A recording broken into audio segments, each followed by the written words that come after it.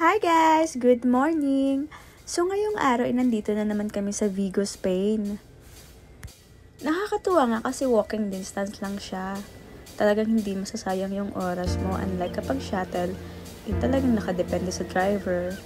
Pero ito, the best! Diba ang ganda? Plus may 5 hours break up pa. Saan ka pa, diba? As in, sulit na sulit yung alis namin dyan. May free wifi pa. Hahanapin mo nga lang.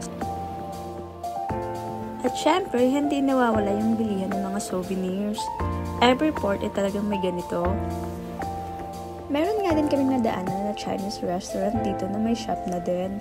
At syempre, hindi kami nagpahuli. Bumili talaga kami ng seaweed. Diba, ang ganda ng ambience nila. Hanggang sa pabalik na nga kami ng barko nito at baka kami ay maiwan. 4:30 kasi yung all aboard, kaya para sigurado ay talagang bumalik kami ng alas 4. Sa susunod po ulit, maraming salamat sa mga nanonood at nag-share.